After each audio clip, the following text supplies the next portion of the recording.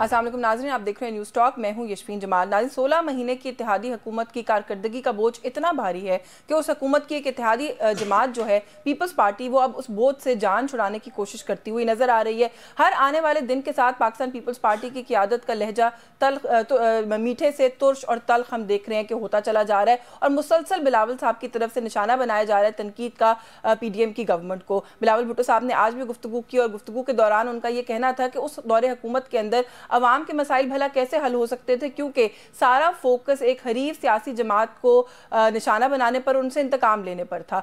तो ये सवालात तो फिर खैर बिलावल साहब के लिए भी उठते हैं कि अगर उनके सामने जिस काबीना का, जिस हुकूमती काबीना का वो हिस्सा थे, वहाँ पर अगर किसी के साथ सिर्फ इंतकामी कार्रवाइयाँ किसी के खिलाफ प्लान की जाती थी तो वो उस वक्त क्यों नहीं बोले। लेकिन मजीद भी जब वो गुफ्तगू कर रहे थे, उनके खिलाफ जो इस वक्त इत्तेहाद बन रहे हैं, कुछ उनके हवाले से भी उन्होंने बात की और उनका कहना यह था कि ये इत्तेहाद जो बन रहे हैं, ये मुल्क में सियासत नहीं हो रही, इस मुल्क में सियासत से बात अब आगे चली गई है। सियासी जमातें और ख़ास तौर पे जो पुराने सियासतदान हैं वो अब दुश्मनियों तक उतर आए हैं और सियासत नहीं बल्कि दुश्मनियाँ पूरी कर रहे हैं। तो अब ये भी हम देख रहे हैं कि जो पुराने सियासतदान हैं, अकॉर्डिंग टू बिलावल भुट्टो साहब, या जिनका तजर्बा है मुल्क की सियासत में, बिलावल साहब मुसलसल ये बात कहते हुए नजर आ रहे हैं कि उनको अब सिस्टम का हिस्सा शायद नहीं होना चाहिए।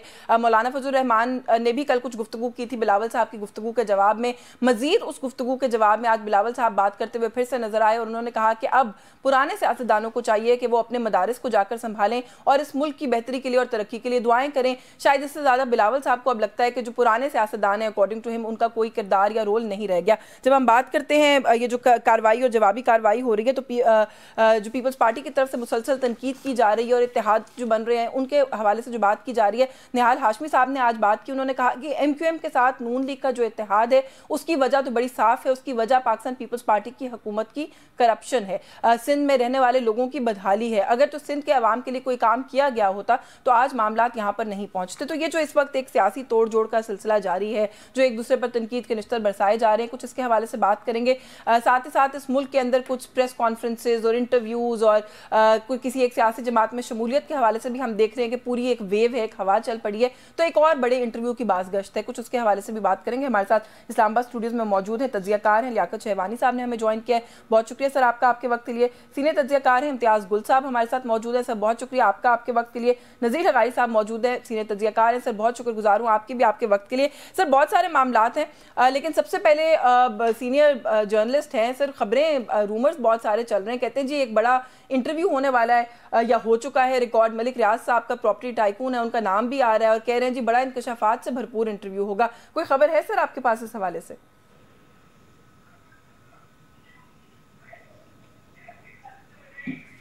ये सवाल इम्तियाज गुल से किया है या मुझसे किया? जी लगारी साहब आपसे किया है, नज़ीर लगारी साहब।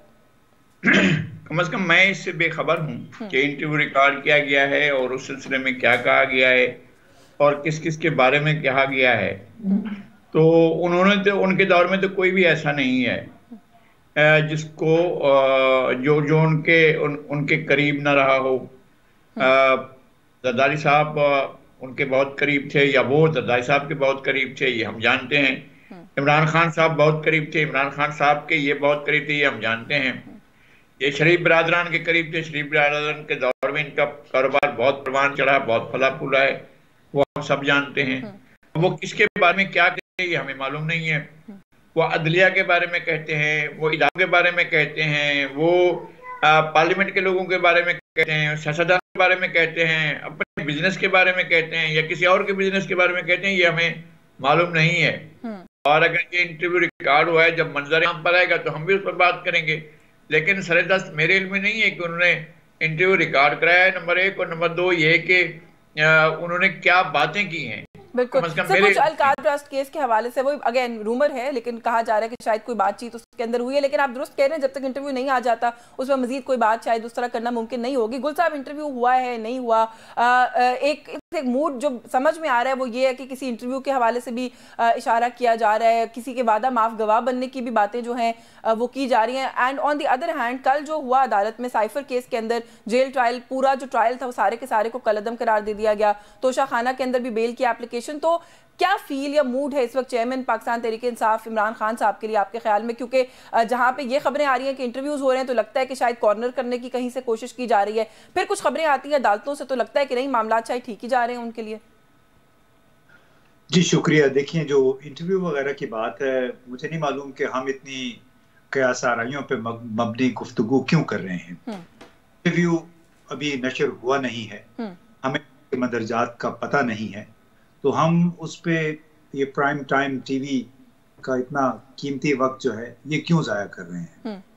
تو ہو جائے گا تو پھر اس پہ میرا خیال ہے تبصرہ کیا جا سکتا ہے.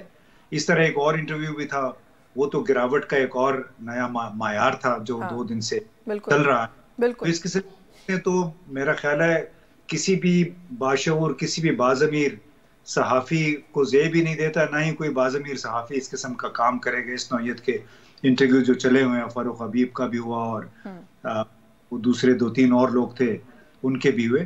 تو باقی جو سائفر والا معاملہ ہے اس میں سپریم کورٹ نے بھی اب وضاحت طلب کر لی ہے کہ اس کو آپ نے سائفر کے معاملے میں کیوں رکھا ہوا ہے، بند کیوں کیا ہوا ہے. ابھی جب تک سزا نہیں ہوئی اس وقت تک ابھی تو فرد جرم بھی عائد نہیں ہوئی. تو اس میں بنیادی طور پہ بہت بڑا سوال اٹھا دیا ہے، اور سپریم کورٹ میں ابھی آ کے یہ طے ہوگا کہ آخر اس میں ہے کیا. کیونکہ جب اوپن کورٹ میں سائفر کے حوالے سے بات چیت آئے گی تو پھر نہ صرف عمران خان کی پوری کابینہ کو بند کرنا پڑے گا، ان کے نیشنل سیکیورٹی ایڈوائزر کو بھی بند کرنا پڑے گا، جب قمر جاوید باجوہ کی بھی پھر ان سے بھی گفت و شنید ہوگی، ISI کے سابق سربراہ فیض حمید سے بھی پوچھ گچھ ہوگی. تو اس پہ مجھے نہیں معلوم کہ انہوں نے یہ کیسا ایک توق ہے جو انہوں نے عمران خان کے گلے کے گرد ڈالنے کی کوشش کی ہے، اور جس سے اگر پھنسنا ہوا تو پھر اصولاً سب کو پھنسنا چاہیے. وہ الگ بات ہے کہ یہاں تو اب چونکہ نشانے پہ صرف ایک شخص ہے تو اصول تو میرا خیال ہے قوانین و ضوابط ان کی کوئی حیثیت نہیں ہے. لیکن ایک بڑی ہی میں سمجھتا ہوں انتہائی گرے ہوئے معیار کی اس وقت گفتگو چل رہی ہے ہمارے ذرائع ابلاغ میں، اور اس پہ ہم جتنا بھی افسوس کریں اتنا ہی کم ہے. بات اب صحافت کی نہیں رہی ہے، بات اب قانون کی نہیں ہے، بات میں انتقام کی ہے. بات انتقام کے. بلاول صاحب نے بھی کچھ ایسی بات کی، اور وہ جو آپ نے کہا کہ کیوں ہم انٹرویو پہ اس ایک قیاس آرائیوں پہ پرائم ٹائم کا وقت خرچ کر رہے ہیں، اس کی بھی شاید وجہ یہی ہے. آپ نے خود ایک سیریز آف انٹرویوز گنوا دیے، تو آپ کوئی بعید نہیں ہے کہ وہ انٹرویو بھی آ جانا ہے، اور جس طرح سے بتایا جا رہا ہے شاید ویسے ہی آئے گا. شہوانی صاحب آپ کو گفتگو میں شامل کر لوں. سائفر کا سارا معاملہ، یہ جو ایک انٹرویوز کا سلسلہ ہے، یہ جو بات ابھی گل صاحب نے آخر میں کہی کہ ایسا لگتا ہے کہ ایک ہی شخص کو شاید نشانے پر رکھنے کی یا انتقام کی کوشش ہے، آپ اس کو کیسے دیکھ رہے ہیں؟ آج تو بلاول صاحب نے بھی کہہ دیا، انہوں نے کہا جی 16 مہینے حکومت نے کارکردگی پر تو غور ہی نہیں کیا، وہ ایک شخص کو جو انتقام کا نشانہ بنانے پر ان کی ساری توجہ مرکوز تھی.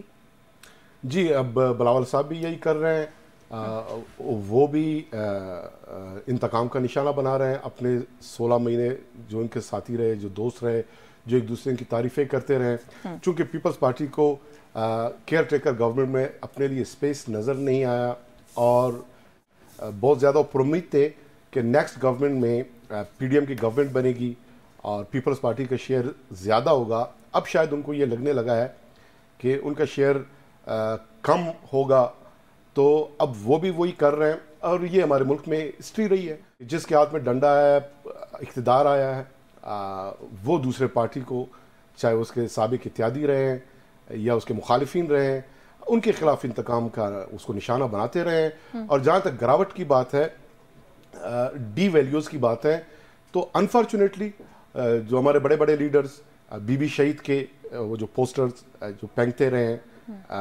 وہ بھی ہمارے تاریخ کا حصہ ہے. شیخ رشید صاحب جو ہے جب PMLN میں ہوا کرتے تھے، جو لب و لہجہ بی شہید کے بارے میں. سر آگے نہیں بڑھ جانا چاہیے، ہوتا ہے ماضی میں بہت غلطیاں ہوئی، لیکن جو کچھ ماضی میں غلط ہوتا رہا آگے بھی غلط کرتے رہیں گے. اب ہم کس صدی میں ہیں سر؟ دنیا کہاں جا رہی ہے، اور ہم جو ہے وہ ٹھیک تو ایسا ہی ہوگا کہ آپ جو ویلیوز ہیں، جو معیار ہیں، ان کو پروموٹ کریں. مطلب یہ کون سا ویلیو ہے کہ 16 مہینے آپ اتحادی رہے، دوست رہے؟ میں بلاول صاحب کی بات نہیں کر رہا، سب ایک دوسرے کے بارے میں جو اتحادی. مولانا صاحب وہ پیپلز پارٹی کو عطف تنقید بنا رہے ہیں. پیپلز پارٹی اور MQM 16 مہینے اتحادی تھے، ایک دوسرے کے مخالف ہو گئے ہیں. شہباز شریف صاحب بلاول صاحب کو پاکستان کی ہسٹری کا one of the best foreign minister انہوں نے قرار دیا، آج اس کی مخالفت کر رہے ہیں. وہ تو بلاول نے بھی کہا، انہوں نے کہا جی سندھ کو شہباز پیٹ کی ضرورت ہے. آج وہ لیکن وہ ضروریات اب بدل گئے، اور عوام کی خاطر وہ نہیں بدلے، عوام کے مفاد میں نہیں بدلے، پولیٹیکل ورکرز کے بھی مفاد میں نہیں بدلے.